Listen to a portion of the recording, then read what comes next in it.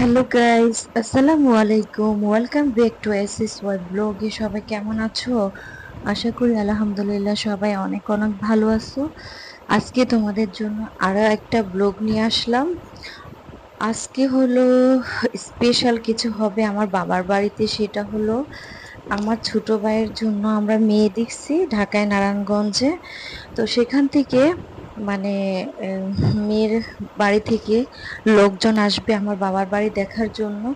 তো আজকে আমার বাবার বাড়িতে বিশাল আয়োজন হচ্ছে, তো দেখতে থাকো আমার পুরো ভিডিওটা কি কি আয়োজন আমরা করি। আমার মা, দেখো গাইস, এখন আমরা কাটাকাটি শুরু করে দিছি। বিশাল আয়োজন বাবার বাড়িতে। আমি এখানে পেঁয়াজ কাটতে নিছি, বোন কাটতেছে মুরগি। পেঁয়াজ কাটতে নিয়ে একদম চোখ ফুলে গেছে কান্না করতে করতে। আহ বোন এখন চিংড়ি মাছ কাটতেছে, তারপরে কাটবে হলো মুরগি।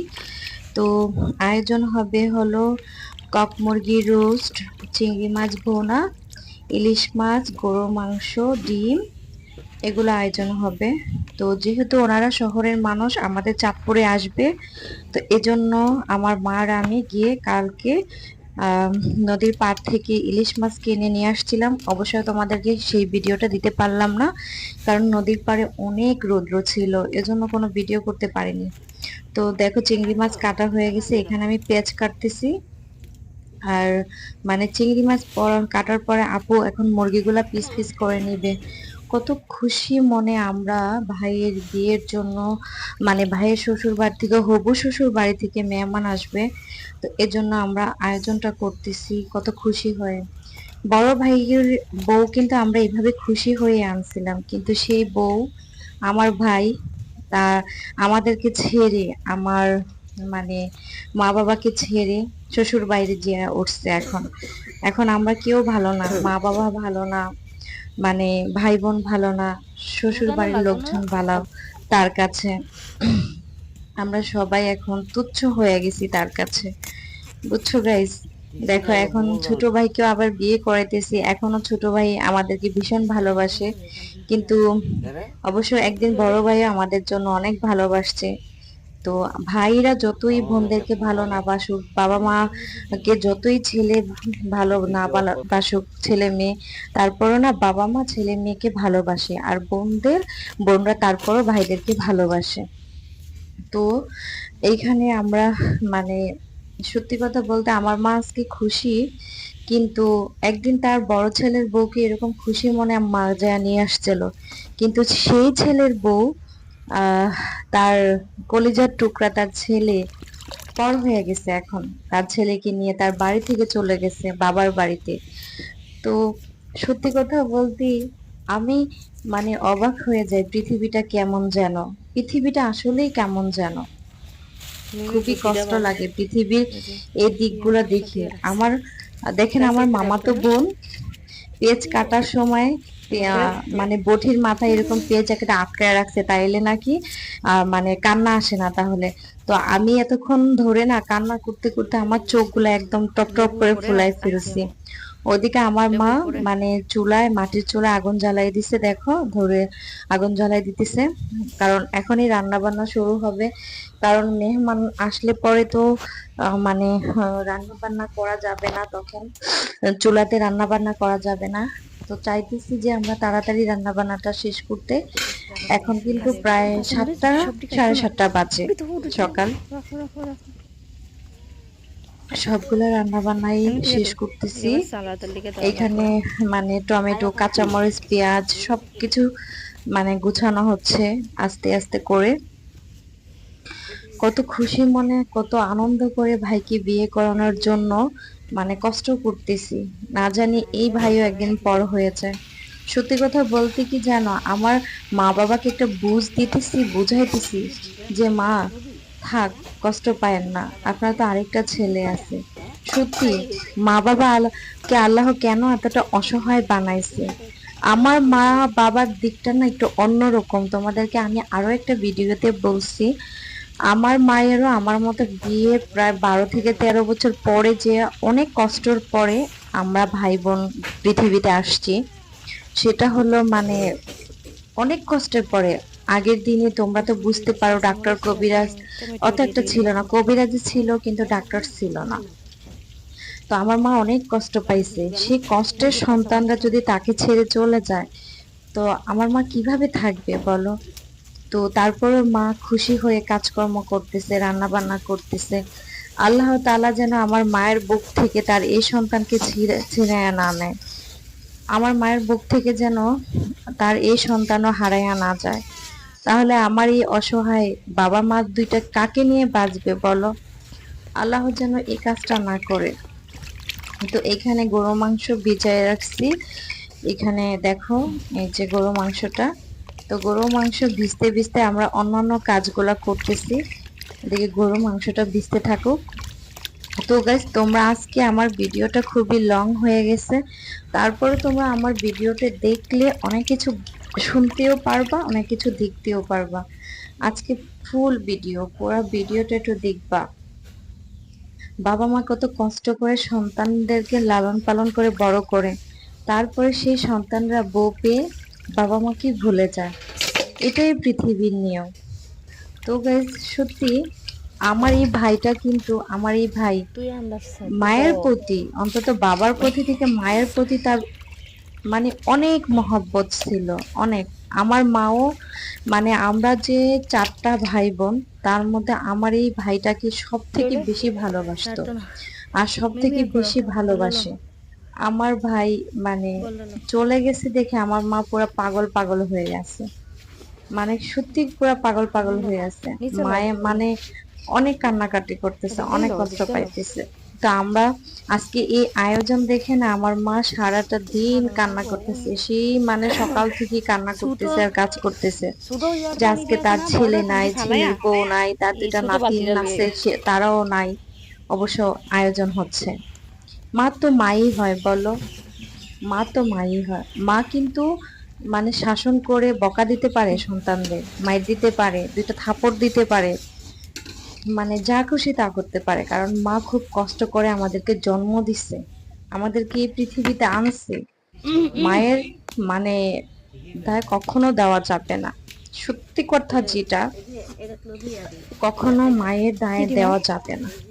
তো গাইস এখানে আমি আমার বোনকে মানে রোস্ট গুলা লবণ মেখে দিতেছি। আমার বোন বলতেছে রোস্টের সাথে নাকি লেবু দিতে হয়, আহ সেটা আমি জানতাম না। তো গাইস সত্যি কথা। আর হলো মানে গুঁড়ো দুধ দিতে হয়, তাহলে নাকি রোস্টটা ভালো লাগে। তা আজকে বোনের কাছ থেকে একটা নতুন আইটেম শিখলাম। তো এখন প্রথমত আমি লবণ দিয়ে রোস্টটাকে মাখবো, তারপরে আমি মানে লেবু দিব, গুঁড়ো দুধ দিব, পরে দিব। তো গাইস সত্যি আমার মায়ের মুখের দিকে আমরা তাকাইতে পারতেছি না, আমার মার অনেক মন খারাপ তার বড় ছেলের জন্য, বড় ছেলের বউর জন্য। অবশ্য জানো তাদেরকে আমরা আমার বাবাকে পাঠাইছি আনার জন্য, তারা কিন্তু তারপরেও আসেনি। কিন্তু আমার মাকে বুঝাইতে পারতেছি না, কারণ মা তো সে বুঝতে পারতেছে না, তার মনটাকে বুঝাইতে পারতেছে না, তার তার ছেলে নাই, তার ছেলের বউ নাই, মানে সে ভীষণ কষ্ট পাইতেছে। আর কিছুক্ষণ আগে তোমাদেরকে সত্যি কথা যেটা বলছি আমি, যে আমার মানে আমার ভাই, আমার মানে আমার ভাইটাকে আমার মা খুব বেশি ভালোবাসে, তাকে ছাড়া মানে থাকতেই পারে না, তাকে ছাড়া সে মানে থাকতেই পারে না। ছোটবেলার থেকে দেখে আসছি যে আমার মা আমার ভাইকে ভীষণ বেশি ভালোবাসে। কিন্তু সত্যি কথা বলতে কি জানো, সে ভাই যদি মায়ের কাছ থেকে তার শ্বশুর বাড়িতে চলে যায়, তার শাশুড়ির কাছে, তখন তো মা মার বুকে কেমন লাগে তোমরা অবশ্যই বুঝতে পারো, তাই না? কারণ সে 12 বছর কান্নাকাটির পরে আল্লাহর কাছ থেকে তার সন্তান পাইছে। তার মানে আমরা কিন্তু 2টা ভাই 2টা বোন, প্রথমত বোন, তারপরে ভাই, তারপরে আমি, আমার ছোট ভাই। কারণ ভাই হিসেবে ও আমার বড়, ওই প্রথম। তো ওকে কত আদর যত্ন করে আমার মা লালন পালন করছে বলো। ও যতই বলুক না যে ওর মায়ের জন্য কষ্ট লাগে না, জানি না ওর মনে কষ্ট আসে কি না মায়ের জন্য, কষ্ট লাগে কিনা, কিন্তু আমার মা ওর জন্য অনেক কষ্ট পাইতেছে, কারণ ওকে ভীষণ ভালোবাসে। তো গাইস, আমার এই ভিডিওটা কিন্তু একটু মানে আমি বুঝতে পারি নাই যে ভিডিওটা কিভাবে হচ্ছে, কারণ আমি ভিডিও করতে আসি সেটা আমি বুঝতে পারিনি। তো সবাই একটু ভিডিওটা মানে দেখে নিবা প্লিজ। এখানে কিন্তু আমি আহ এই লেবুগুলা চিপড়ে চিপড়ে দিতেছি হলো তোমার ইসে, যে রোস্টার মধ্যে। আপু বলতেছে যে রোস্টার মধ্যে এভাবে লেবু দিলে নাকি আর গুঁড়ো দুধ দিলে নাকি অন্যরকম একটা স্বাদ আসে, এজন্য দিতেছে। জানি না এত কিছু আয়োজন হচ্ছে, আমার মা খাবে কিনা, আমার মায়ের পেটে খাবার যাবে কিনা সেটা জানি না। কিন্তু সত্যি কথা বলতে কি, তোমরা সবাই আমার মায়ের জন্য দোয়া করো, যেন আমার মা এই কষ্টগুলা কাটায় উঠতে পারে। আমরা সবাই আমার মাকে বুঝাইতেছি, আমার ছোট ভাই, আমার বোন, আমি, আমাদের বাড়ির লোক সবাই আমার মাকে বুঝাইতেছে যে মানে আমার মায়ের ছেলে যদি মাকে না চায়, তার বউ যদি মাকে না চায়, বাবাকে না চায়, তাহলে তার তো কষ্ট পাওয়ার কোনো কথা না। বলো, তোমরাই বলো। আর সত্যি ভীষণ কষ্ট হচ্ছে আমার মায়ের জন্য, যে আমার মায়ের দিনগুলা তার সন্তানকে ছাড়া কিভাবে কাটবে, তার ছেলেকে ছাড়া কিভাবে কাটবে বলো। কারণ আমার মা কিন্তু সব থেকে ভালো ওরই বেশি ভালোবাসছে, ওরই ভালোবাসছে সব থেকে বেশি। তো দেখো এখানে আমি কিন্তু গুঁড়া দুধ দিয়ে মানে মাংসগুলা মাখতেছি, পিসগুলা মাখতেছি। তোমরা দেখে নাও সবাই, তোমরা কে কে এইভাবে মাংসের মানে মুরগির পিস মাখো অবশ্যই আমাকে কমেন্টসে জানাবা। আর বলবা যে তোমরাও এভাবে মানে রোস্ট করো। আমার বোন নতুন আইটেমের রোস্টটা করতেছে। সত্যি কথা বলতে আমাদের সবকিছু থেকে আমার মা সব থেকে বড়, আর বাবা। প্রত্যেকটা সন্তানের কাছেই না বাবা মা সব থেকে বড় হয়, কিন্তু আমার আমার দিক থেকে আমার মা বাবা আমার জন্য অমূল্য রতন, যার কোনো মূল্য পৃথিবীতে হয় না। তো ভীষণ ভালোবাসি মা বাবাকে, অনেক ভালোবাসি। তো দেখো আমার মানে অনেক ভিডিওটাই একটু সাইজটা হয়েছে, তো তোমরা একটু দেখায় নিবা, দেখে নিবা ভালো করে। এই যে এখানে আমি গরুর মাংসটা নিয়ে নিছি এখন ধোয়ার জন্য। গরুর মাংসটা এখন আমি ধুইতেছি, বেশি করে পানি দিয়ে একদম ধোয়া লাগবে।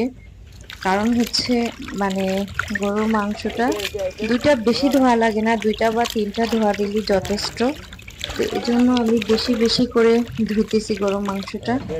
আর যেহেতু আমার এক হাতে ফোন থাকে, অন্য হাতে আমি ভিডিও করি, এজন্য অনেক সময় আমার ভিডিওটা এরকম হয়ে যায়, কিছু করার থাকে না বলো। হয়তো আমি পরবর্তীতে যখন আমি ভিডিওগুলো দেখি তখন আমি বুঝতে পারি যে আমার ভিডিওটা এরকম হয়ে গেছে, তখন আর কিছু করার থাকে না এরকম হয়ে গেলে। তো কি আর করার আছে বলো, কিছুই করার নাই। ওদিকে দেখো সম্পূর্ণ কাজগুলা হচ্ছে আমার বোন মানে রান্না বান্না করতেছে, আর এদিকে আমি সবকিছু বোনকে গুছায় গুছায় দিতেছি ধুয়ে। তো একজনের হাতে তো আর একা সম্ভব না এতগুলা রান্না বান্না করা। ওইখান থেকে প্রায় 13-14 জন মানুষ আসবে, আর আমাদের বাড়িতে হবে অনেকজন। আমার মানে আমাদের বাড়িতে আমার দাদারা সবাই আছে, কাকিরা, চাচাতো ভাইরা, সবাইকে দাওয়াত করা হয়েছে, তো সবাই আসবে। তো এজন্য আয়োজনটা একটু বিশাল বড় হয়ে গেছে। আর আমরা সবাই সব থেকে বেশি মিস করতেছি আমার ভাইকে, ভাবিকে। ভাবি বলবো না, কারণ সে আমার ভাইকে নিয়ে চলে গেছে, তাকে আমার ভাবি বলতে ইচ্ছে করতেছে না। আর আমার 2টা ভাইজি আছে ছোট ছোট, তাদেরকে খুব মিস করতেছি। একটা অবশ্য আমাদের সাথে আছে, কিন্তু ছোটটা তার মায়ের সাথে, এজন্য তাকে ভীষণ ভাবে মিস করতেছি। তো দেখো এখানে আমি মাংসটা এখন ম্যারিনেট করে রেখে দিব সবকিছু দিয়ে, মশলা দিয়ে। কারণ গরুর মাংসটা যদি সব রকমের মশলা দিয়ে মেখে ম্যারিনেট করে রাখার পরে 15-20 মিনিট পরে যদি রান্নাটা করা হয় তখন কিন্তু অন্যরকম একটা টেস্ট আসে মাংসের মধ্যে। তো আমিও মানে এখন এই মাংসটা মেখে রেখে দিব। এখানে আবার আমি টমেটো কাঁচামরিচ ব্লেন্ডার করে নিছি, টমেটো আর কাঁচামরিচ ব্লেন্ডার করে নিছি। আর যেহেতু এগুলা মানে কি করব বলো,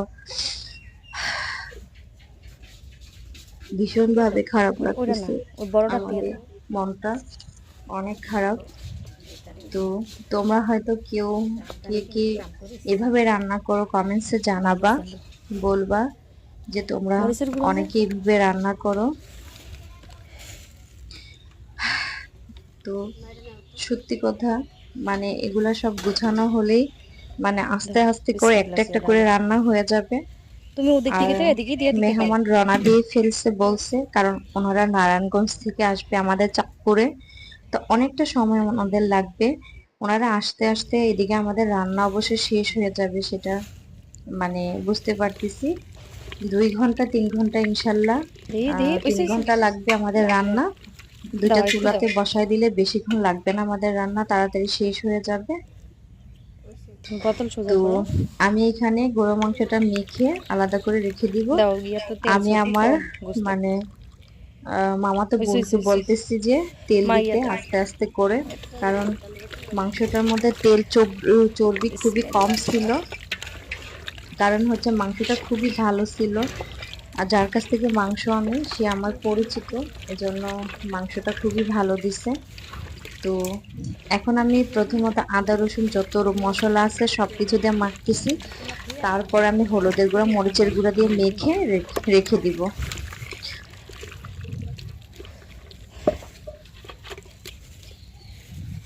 দেখো গাইস আমার মাখাটা নাও এডিট রোস্টের লাগে।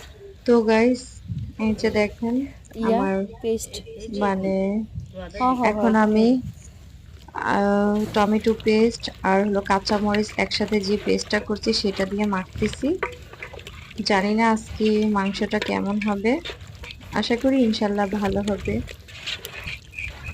তো এটা দিয়ে এই মশলাটা দেওয়ার পরে ভালো করে ম্যারিনেট করে নিব। তারপরে আবার হলো আদা, তারপরে মানে হলুদের গুঁড়া মরিচের গুঁড়া দিয়ে ভালো করে ম্যারিনেট করতে হবে মাংসটা। তারপরে আমি 15 থেকে 20 মিনিটের মতো ঢেকে রাখবো মাংসটা, কারণ হচ্ছে প্রতিটা মশলা যেন মাংসের ভিতরে ঢুকে পড়ে, এজন্য। আর এটার সাথে কিন্তু টক দই হলে খুবই ভালো হতো। আমার বাবাকে টক দই আনতে বলা হয়েছিল, কিন্তু আমার বাবার নাকি মনে নাই। তো যেহেতু নাই যে উপকরণটা, সেটা না হলেও চলবে। তো যেটা যা যা আছে তা দিয়ে রান্নাটা করবো আজকে। তো কি করবো আর বলো, এটাই আমার একটু মানে দেখো এখন আমাদের ঘরে যে ভাঙানো মশলাগুলো ছিল সেগুলো হয়তো একটু হলুদের গুঁড়া মরিচের গুঁড়া ভালো না কালারটা, এজন্য আমরা আলাদা করে রাঁধুনি হলুদের গুঁড়া মরিচের গুঁড়া নিয়ে আসছি বাজার থেকে, কারণ রাঁধুনিটা কিন্তু খুবই ভালো হয়। মানে দেখো হলুদের গুঁড়ার কালারটা কিন্তু ভীষণ সুন্দর, মরিচের গুঁড়ার কালারটাও ভীষণ সুন্দর, আর তরকারির কালারটাও ভালো লাগে। যদি দেখতে ভালো লাগে তাহলে তরকারির কালারটাও ভালো লাগে। কারণটা হলো মানে একটু আমরা কিন্তু ঝাল অনেক কম খাই, তারপরেও কিন্তু তোমাদের মানে মাংসতে যে কোনো কিছুতে আমি ঝাল একটু বেশি দিই, কারণ আমরা তো ঘরে খাবো না, এগুলা মেহমান খাবে, কেউ ঝাল বেশি খায় কেউ কম খায়। তো মোটামুটি দিই, অত একটা বেশিও দিই না অত একটা কমও দিই না, যতটুকু প্রয়োজন অতটুকুই দিই। দেখো আমি কিন্তু এখানে মাংসটা মাখতেছি। তা আমার মা বলতেছে যে মরিচের গুঁড়া এখন আর দিতে না, কারণ হচ্ছে যখন চুলাতে আমরা বসাবো, রান্নাটা যখন বসাবো তখন যদি তোমার মানে ঝালটা একটু কম হয় তাহলে আরো একটু মরিচের গুঁড়া দিয়ে দিব তার সাথে। তো আমার মা কিন্তু কাজকর্ম যাই করতেছে, কিন্তু তার কিন্তু মনটা ভীষণ ভাবে খারাপ হয়ে আছে। আমরা কিন্তু জানি সেটা, মায়ের মনটা খারাপ লাগতেছে। তো মায়ের মন ভালো করার কোনো ইয়া আমাদের মধ্যে নাই, সেটা হলো আমার ভাইয়ের মধ্যে। আমার ভাইকে মানে অনেকবার ফোন দেওয়া হচ্ছে, কিন্তু সে ফোনটা ধরতেছে না, সে আসতেও শিখছে না। আর আমার মা কিন্তু সারাদিন হাঁটতেছে আর কান্না করতেছে তার ছেলের জন্য, তার ছেলের জন্য, তার কলেজার টুকরা ছেলের জন্য। তো এখন আমি দেখো মাংসটা ঢেকে দিলাম। দেখো গাইস, এই যে আমার মা এখানে মানে ডিম ছিলতেছে, ছিলা শেষ। এখন ডিমগুলারে কেচতেছে, কারণ ডিমের মধ্যে যেহেতু ডিমটা ভাজা হবে, তো ডিমের মধ্যে যেন হলুদের গুঁড়াটা যায় আর ডিমটা যেন ভালো ইয়ে হয়। তো এজন্য মা ডিমটাকে কেচে কেচে নিতেছে ছিলকা দিয়ে। তো সত্যি আমার মা দেখো কত খুশি হয়ে কাজ করতেছে। তো এরকম তো তার ছেলের, বড় ছেলের বউর জন্য খুশি হয়ে কাজ করছিল, তাই না বলো? কিন্তু দুঃখিনী মা, দুঃখিনী মা তো সেটা বুঝতে পারে নাই যে তার ছেলের বউ ছেলেকে নিয়ে দূরে চলে যাবে তার জীবন থেকে। এদিকে বোন মানে রোস্টগুলো ভেজে নিতেছে দেখো।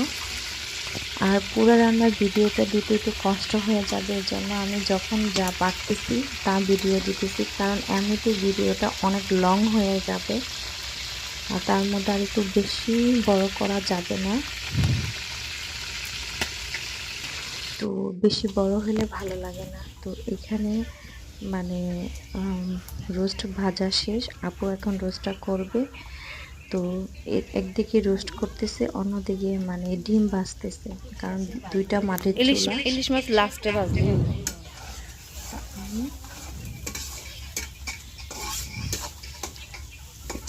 ভাত কি দিয়া দিছেন না? তরকারি গরম করে লাগবো যদি ঘরে আছে। তো দেখো আমি আর কোনো কথা বলবো না, পুরো ভিডিওটা তোমরাই দেখে নিবা অবশ্যই। আর আমার চ্যানেলটাকে সাবস্ক্রাইব করবা, ভালো ভালো কমেন্টস করবা, সবাই আমার চ্যানেলের পাশে থাকবা অবশ্যই। আপু হ খালি সিপ্রায় লই।